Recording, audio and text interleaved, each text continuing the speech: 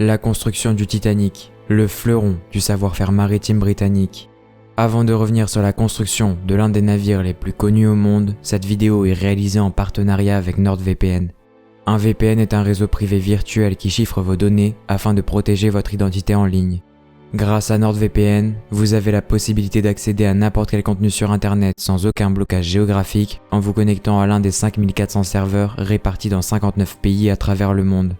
Extrêmement simple d'utilisation et vous permettant de protéger jusqu'à 6 appareils en même temps, il est compatible avec la plupart des systèmes d'exploitation comme Windows, macOS, Android et j'en passe. En utilisant le code SPACED ou en cliquant sur le lien dans la description, profitez dès maintenant de 66% de réduction sur un abonnement NordVPN de 2 ans et obtenez un mois gratuit supplémentaire. En plus de cela, NordVPN vous garantit un essai de 30 jours à la suite duquel vous êtes satisfait ou remboursé. Sur ce, revenons au sujet principal de cette vidéo. Au début du XXe siècle, l'émigration vers les États-Unis bat son plein et une forte demande a entraîné une concurrence effrénée, en particulier sur les lignes desservant New York, unique point d'entrée pour ceux souhaitant s'installer aux États-Unis. Les compagnies britanniques, allemandes et françaises rivalisent entre elles pour offrir à leurs passagers le meilleur service et les emmener vers le nouveau monde. Ainsi, en 1907, afin de concurrencer le Lusitania et le Mauretania, deux rapides paquebots de la Cunard Line, William James Spry, alors directeur des chantiers navals Harland & Wolff à Belfast, et Joseph Bruce Ismay, alors directeur général de la White Star Line, prennent la décision de construire une série de 3 paquebots capables de surpasser en confort, en sécurité et en élégance ceux des autres compagnies maritimes concurrentes. Spry fait de la vitesse une préoccupation secondaire à une époque où la plupart des compagnies rivalisent pour mettre en service le paquebot le plus rapide afin de conquérir le ruban bleu. Pour mener à bien le projet, il obtient l'adhésion du principal actionnaire de la White Star, l'américain John Pierpont Morgan, qui accepte de financer ces 3 paquebots, baptisés respectivement Olympic, Titanic et Britannic.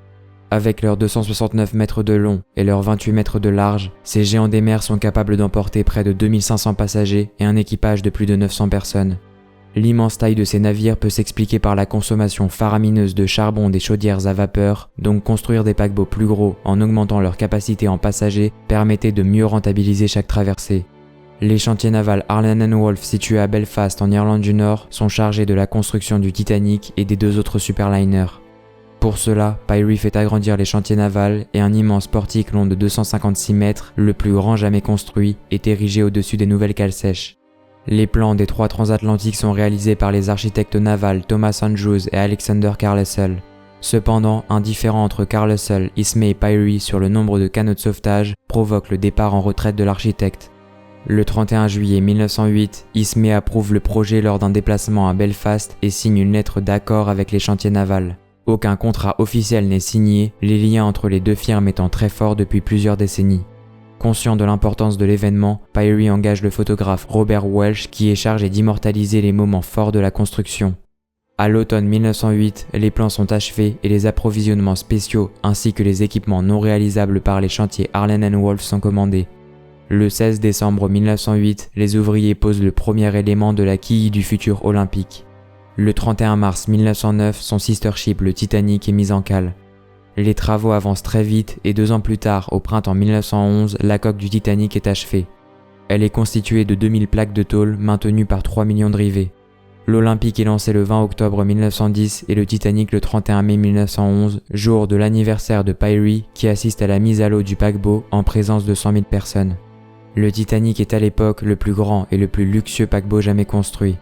Entre juin 1911 et mars 1912, plus de 3000 professionnels travaillent et équipent le Titanic des dernières technologies navales et l'aménagent avec des éléments décoratifs et un mobilier somptueux. Mais le 20 septembre, à la suite d'une collision entre le croiseur de la Royal Navy, Hawke, et l'Olympique, le Titanic doit être déplacé et mis en cale sèche. Une partie des 14 000 ouvriers travaillant à sa construction sont affectés aux travaux de réparation de la coque de l'Olympique, ce qui retarde considérablement la construction du paquebot. Ce contretemps obligea la White Star Line à repousser de 3 semaines le voyage inaugural du Titanic qui passa du 20 mars au 10 avril 1912. Le 30 novembre, une fois les réparations de la coque de l'Olympique terminées, celui-ci reprend son service et le Titanic rejoint son quai où son armement se poursuit. En janvier 1912, on installe les 4 cheminées et en février, les 3 imposantes hélices sont posées sur le navire. Le 24 mars 1912, le Titanic est immatriculé à Liverpool, son port d'attache, bien qu'il ne navigue jamais dans les eaux de celui-ci. Le 25 mars, le capitaine Herbert Haddock est le premier à prendre le commandement du Titanic. 6 jours plus tard, il est remplacé par Edward Smith, ancien commandant de l'Olympique. Le 2 avril 1912, le Titanic procède à des essais de vitesse et de manœuvrabilité. Le soir même, le nouveau paquebot ayant rempli toutes les exigences du gouvernement britannique, un inspecteur du Board of Trade signe le certificat de navigabilité valable pour une durée d'1 an. Un peu plus tard, le paquebot vire de bord et met le cap sur Southampton où il est attendu dans la nuit du 3 au 4 avril. Après avoir parcouru les 570 miles qui l'en séparent, le Titanic arrive peu avant minuit au port de Southampton où il accoste au quai numéro 44. Pour accueillir les nouveaux navires, le port de la ville a dû subir de nombreux travaux. Durant l'escale, les cheminées sont repeintes ainsi que le flanc bâbord de la coque. Une fois achevé, le Titanic a coûté à la White Star Line près d'1,5 million de livres, soit plus de 130 millions aujourd'hui. Peu de temps avant son premier voyage, une de ses soutes à charbon était en flammes. C'était un incident courant à l'époque car la poussière de charbon est hautement inflammable, mais cet incendie risquait de déformer les cloisons étanches. Ces dernières, au nombre de 15, divisaient la coque en 16 compartiments. Ces cloisons jouaient un rôle crucial dans la sécurité du bateau. L'ingénieur en chef des chantiers Harland & Wolff, Thomas Andrews, avait calculé que le Titanic pouvait demeurer à flot même avec 4 compartiments inondés, soit tout de même le quart de sa longueur. L'incendie de la soute à charbon fut rapidement confiné, néanmoins, même circonscrit, il continua à brûler, même lors de son voyage inaugural, sans que les passagers ne remarquent quoi que ce soit. Voilà, c'est tout pour moi, j'espère que cette vidéo vous a plu. Encore merci à NordVPN de me faire confiance, moi je vous retrouve pour de prochaines vidéos. Sur ce, prenez soin de vous, au revoir.